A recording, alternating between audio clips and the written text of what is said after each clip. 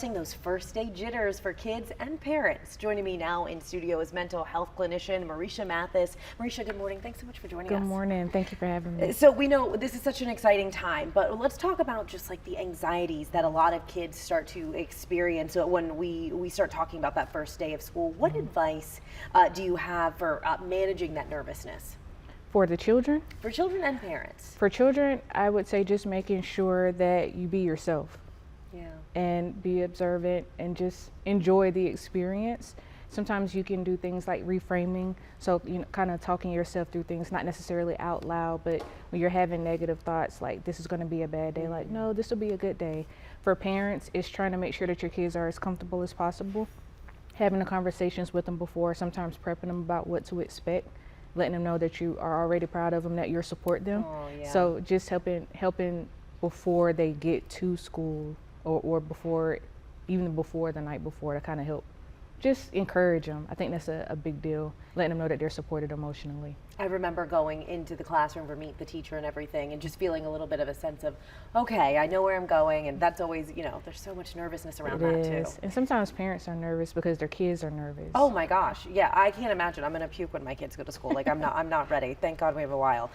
So children are going back to class across the triangle right now, and what kind of questions, when your kids get home, should you be asking them to get some insight as to how they're doing and how their day went? For starters, I would say asking open-ended questions. So not just questions that they could say yes or no to, asking them how their day was, what was the highlight of their day? Was there anything that made them feel uncomfortable? Is there anything they think they can look forward to throughout the school year?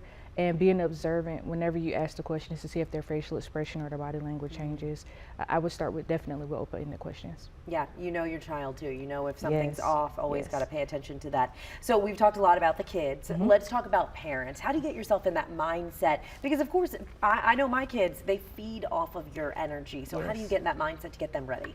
Start with preparing yourself, because sometimes whenever children are returning to school, it's emotional for parents because it's an indicator that your child is growing up and your child is maturing. So starting prepping with yourself, being happy, experiencing all the emotions that are there and acknowledging them, but addressing them. So if you have fears, then what can you do to address the fears? If you're worried about the teachers, can you meet the teachers beforehand? Can you set up meetings? If you're worried about your child, you can ask the questions that you need to.